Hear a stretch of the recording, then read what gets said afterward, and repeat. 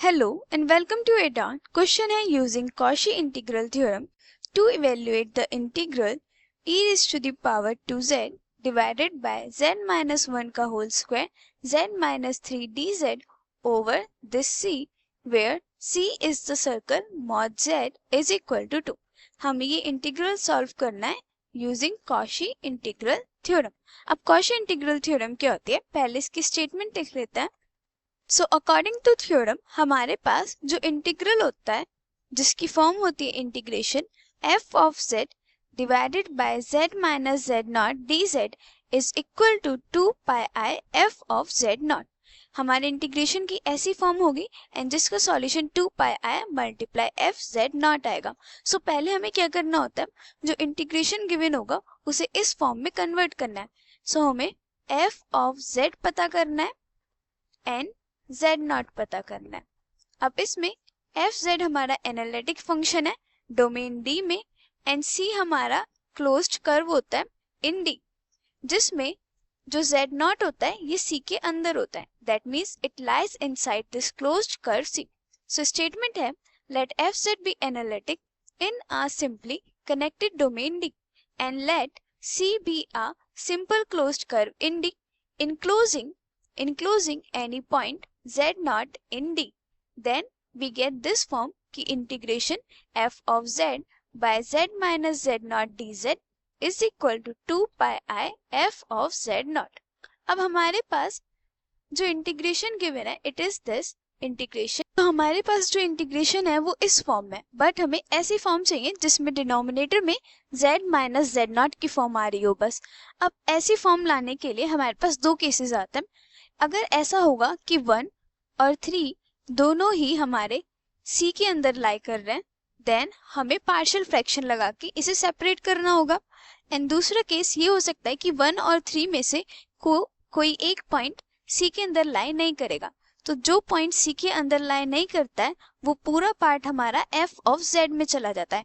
For an example consider हमारे पास example है, ये एग्जाम्पल है that is integration 1 upon z plus 1 z minus 1 dz where 1 lies inside c.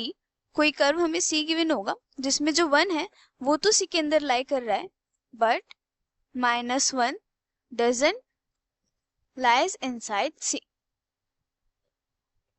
सो हमारे पास जो f of z आएगा इसमें वो हो जाएगा 1 upon z plus 1 एंड बाकी का हमारा z माइनस z नॉट की फॉर्म हो जाएगी z माइनस 1.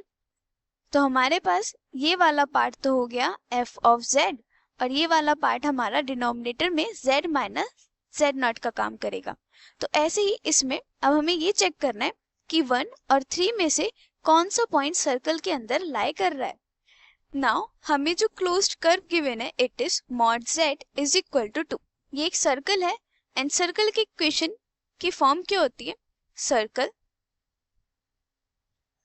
ये होता है mod z minus z naught is equal to r, जिसमें r हमारा होता है रेडियस एंड ये जो z नॉट होता है ये हमें सेंटर पॉइंट देता है और इट इज सेंटर. क्योंकि जो z नॉट होता है इसकी फॉर्म होती है x naught plus iota y not. अब z नॉट की जो भी वैल्यू आएगी उसे हम x not and y not में सेपरेट कर सकते हैं. For an example z naught हमारे पास है 2 plus 3 iota. So comparing from this 2 हमारा हो गया x नॉट एंड 3 हमारा हो गया y नॉट और आयोटा एज इट इज. तो जो पॉइंट्स आएंगे हमारा जो पॉइंट्स होंगे वो होंगे 2, 3. दैट इज 2, 3 हमारे सेंटर पॉइंट्स हैं जिसमें x नॉट हमारी रियल वैल्यू है ये हमें पता है एंड रियल वैल्यू हमेशा x एक्सिस पे लाई करेगी और इमेजिनरी वैल्यू y एक्सिस पे लाई करेगी, राइट. सो हमारे पास क्या गिवन है mod z is equal to 2. तो यहाँ से रेडियस तो डायरेक्टली 2 आ गया, राइट. अब सेंटर पॉइंट क्या होगा, यहाँ पे खाली मॉड z है, z नॉट कुछ भी नहीं गिवन है. That is z naught is equal to 0.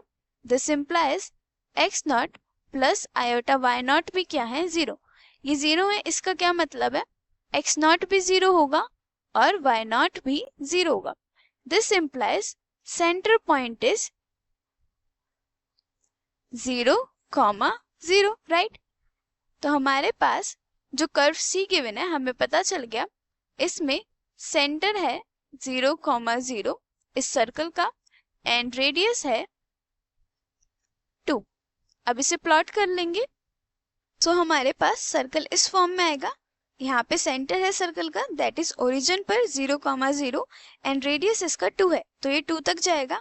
And ये जो होती है ये हमारी रियल एक्सिस होती है, दैट इज जो एक्स एक्सिस है ये हमारी रियल एक्सिस है एंड ये जो वाई एक्सिस है ये हमारी इमेजिनरी एक्सिस है, राइट। सो यहाँ पे रियल पॉइंट्स प्लॉट हो जाएंगे और यहाँ पे इमेजिनरी पार्ट। हमारे पास अब इंटीग्रेशन क्या था, इंटीग्रेशन था e raise to the power 2z divided by z minus 1 का होल स्क्वायर, z माइनस 1 का whole square in bracket z minus 3 dz over c।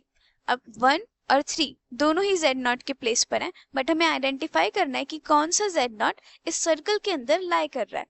अब यहाँ पे देखो, एक z नॉट हमारे पास 1 है, इसे सपोज z1 मान लेते हैं और z2 हम 3 को मान लेते हैं। अब हमें ये देखना है z1 और z2 में से कौन इस सर्कल के अंदर आ रहा है। सो z1 हमारे पास 1 है, सो 1 यहाँ पे है, it is inside this circle and z2 3 है। अब ये जो 3 है ये यहाँ कहीं आएगा, but this is not inside this circle, तो z नॉट क्या हो जाएगा, this implies z naught is equal to 1 जो सर्कल के अंदर लाई कर रहा है। सो इससे हमारे पास जो इंटीग्रेशन आएगा वो इस फॉर्म में हो जाएगा, integration f of z divided by z minus 1 का whole square dz over c, where f of z क्या हो जाएगा, f of z is e raise to the power 2z divided by z minus 3। जैसा कि कहा था कि जो पॉइंट सर्कल के अंदर लाई करेगा वो हमारा z माइनस z नॉट का काम करेगा और बाकी का जो बचा हुआ होगा, जो पॉइंट सर्कल के अंदर लाई नहीं कर रहा है डिनोमिनेटर में, वो हमारा f ऑफ z का पार्ट बन जाएगा। सो f ऑफ z हो गया e raise to the power 2z divided by z minus 3 and हमारे पास डिनोमिनेटर में आ गया z माइनस 1 का whole square dz। Now one more thing, अब हमारे पास जो फॉर्मूला था वो ये था, यहाँ पे z माइनस z नॉट है, इसकी कोई पावर नहीं है, बट अब जो हमारे पास केस आया है उसमें हमें पावर गिवन है, दैट इज हमें गिवन है z माइनस 1 का होल स्क्वायर। सो हमारे पास ये फॉर्म क्या आ रही है, integration f of z divided by z minus z naught की पावर n dz। अब ये जो इंटीग्रेशन होता है, this integral is generalised Cauchy integral formula.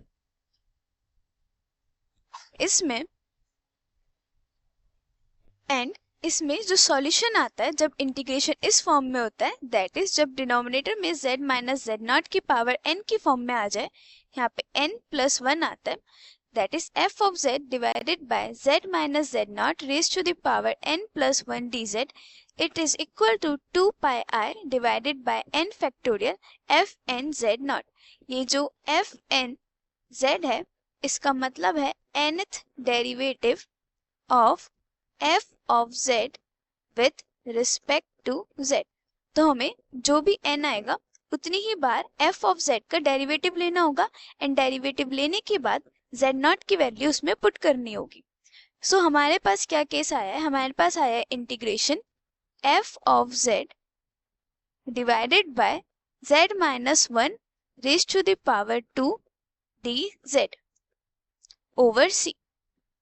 सो इसको पहले हमें इस फॉर्म में कन्वर्ट करना होगा, जो फॉर्मूले की फॉर्म है, सिर्फ क्या चेंजेस आएंगे, integration over c f of z तो एज इट इज ही है divided by z minus 1 raise to the power n plus 1 की फॉर्म चाहिए। अब 2 को हम 1 प्लस 1 लिख सकते हैं, 1 प्लस 1 dz।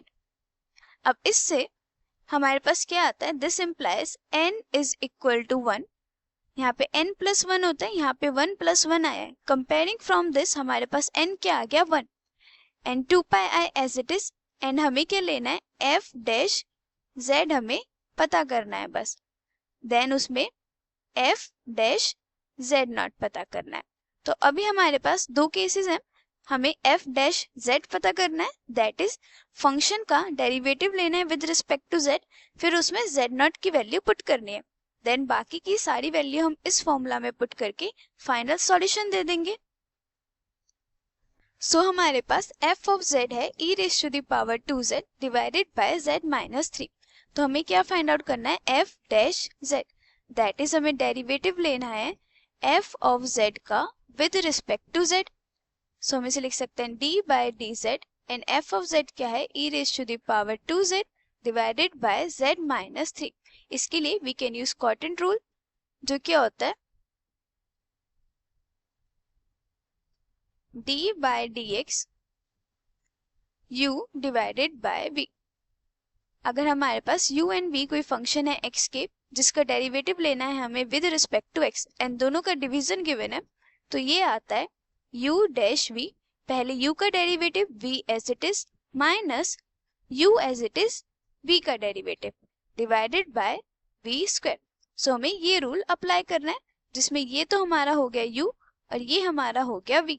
अब इसमें डेरिवेटिव लेना है, तो ये हो जाएगा पहले u का डेरिवेटिव, अब u है e raise to the power 2z, so इसका डेरिवेटिव होगा d by dz e raise to the power 2z and v as it is, v क्या है z minus 3 as it is minus u as it is, that is e raise to the power 2z as it is and v का derivative, v क्या है z minus 3, इसका derivative मतलब d by dz z minus 3 divided by v का whole square, यहाँ पे v क्या है z माइनस 3, तो z माइनस 3 का होल स्क्वायर। अब इसे सॉल्व कर लेंगे, e raise to the power 2z का डेरिवेटिव होता है 2 e raise to the power 2z, और चाहे तो हम यहाँ पे लिख सकते हैं that d by dx e raise to the power ax होता है a e raise to the power ax। So ये जनरल लिख रहे हैं जहाँ पे x के साथ डेरिवेटिव है, बट हम डेरिवेटिव z के साथ ले रहे हैं। ओके, सो ये हो जाएगा 2 e raise to the power 2z and z minus 3 as it is minus e raise to the power 2z। अब यहाँ पे है d by dz z minus 3, तो z के साथ डेरिवेटिव तो आ जाएगा 1, माइनस 3 के साथ डेरिवेटिव होगा 0 क्योंकि 3 कांस्टेंट है, डिवाइडेड बाय z माइनस 3 का होल स्क्वायर, राइट। अब थोड़ा और सिंप्लीफाई कर सकते हैं, ये हो जाएगा 2 e raise to the power 2z z minus 3 minus e raise to the power 2z, यहाँ पे सिर्फ 1 बचेगा, अब 1 की multiply e raise to the power 2z से एज इट इज आ जाएगा, देन z माइनस 3 का होल स्क्वायर। अब इसमें हम e raise to the power 2z common ले सकते हैं, तो ये हो जाएगा e raise to the power 2z, bracket में क्या बचेगा 2 z minus 3 minus 1 divided by z minus 3 का होल स्क्वायर एंड ये हो जाएगा e raise to the power 2z in bracket 2z minus 6 minus 1 divided by z minus 3 का whole square and it is e raise to the power 2z in bracket 2z minus 7 divided by z minus 3 का whole square. तो ये finally इस form में आ जाएगा and ये क्या निकाला है हमने f डैश z। अब हमें चाहिए f डैश z0, जिसमें z0 क्या है 1, तो ये हो जाएगा f डैश 1। तो हमें क्या करना है, z के प्लेस पे बस 1 पुट करना है, तो ये हो जाएगा e 2 multiply 1 in bracket 2 multiply 1 minus 7 divided by 1 minus 3 का होल स्क्वायर। सो ये क्या होगा, सिंप्लीफाई होके e raise to the power 2 in bracket 2 minus 7 divided by 1 minus 3 का whole square which is minus 2 का होल स्क्वायर। ये हो जाएगा e raise to the power 2 2 minus 7 is minus 5 divided by minus 2 का होल स्क्वायर। अब minus में square है तो माइनस तो हो जाएगा पॉजिटिव में, 2 का स्क्वायर इज 4, तो ये हो जाएगा 4, then finally it is equal to minus 5 e square divided by 4। तो ये हमारे पास आया f dash 1। So now we can use the final formula that is generalised Cauchy integral formula, जो क्या था, integration f of z divided by z minus z naught raised to the power n plus 1 dz is equal to 2 pi I divided by n factorial f n z naught. And हमारे पास क्या integration था, integration direct लिख लेते हैं, F of Z था E raise to the power 2z divided by z minus 1 का whole square z minus 3 dz. ये हमारे पास इंटीग्रेशन था over C which is equal to 2 pi I n क्या था हमारे पास 1 factorial F N Z naught हमारे पास आया minus 5 E square divided by 4. अब ये जो 2 है इससे 4 कैंसिल हो गया बाय 2, तो हमारे पास क्या बचेगा pi I minus 5 E raise to the power 2 divided by 2. So we can write it minus 5 e square pi I divided by 2. So this is the solution. So जब भी हमें कॉशी इंटीग्रल फॉर्मूला यूज करना है तो उसमें हमें दो formulas याद होने चाहिए. सो हमें ये फॉर्मूला याद रखना है that integration of F Z divided by z minus z naught dz is 2 pi I F Z not, जिसमें हमें z नॉट आइडेंटिफाई करना है जो कि जो सर्कल हमें गिवन है, जो सी हमें गिवन होगा क्लोज्ड कर्व, उस कर्व के अंदर लाई करना चाहिए. एंड बाकी के जो भी हमारे पास पॉइंट्स बचेंगे जो सर्कल के अंदर लाई नहीं कर रहे हैं वो हमारा एफ जेड का पार्ट हो जाएगा. इन केस हमारा पास सपोज 3 भी सर्कल के अंदर लाई कर रहा होता तो हमें पार्शियल फ्रैक्शन के थ्रू इसे सेपरेट करना होता. बट इस केस में हमारे पास सिर्फ एक ही पॉइंट था जो सर्कल के अंदर लाई कर रहा है, तो बाकी का जो बचा हुआ पार्ट था वो हमारा एफ जेड में चला गया. बट हमने देखा कि हमारे पास जो बचा हुआ पार्ट आया था वो पावर में आ रहा था. हमारे पास F of Z by Z minus 1 का होल स्क्वायर ये फॉर्म आ रही थी. तो जब ये पावर वाली फॉर्म आती है तो उसके लिए हमें ये जनरलाइज्ड कॉशी इंटीग्रल फॉर्मूला भी याद होना चाहिए. सो ये वाला फॉर्मूला हमें याद रखना है सो दैट अगर हमारे पास पावर में कोई फॉर्म आती है तो हम उसके थ्रू इसे सॉल्व कर पाए. सो यहाँ पे 2 था तो 2 को हमें n प्लस 1 के फॉर्म में सेपरेट करना था. हमने 1 प्लस 1 के फॉर्म में सेपरेट कर लिया, बाकी वैल्यू पुट करके इसे सॉल्व कर लिया. n हमारे पास 1 आ गया, f डैश z हम फाइंड आउट कर लेंगे, डेरिवेटिव ले लेंगे f z का, ये हमें f z गिवन है, इसका डेरिवेटिव ले लेंगे, z नॉट की वैल्यू पुट कर देंगे, सारी वैल्यूज इसमें पुट करेंगे and we will get the solution. So this is it for this video.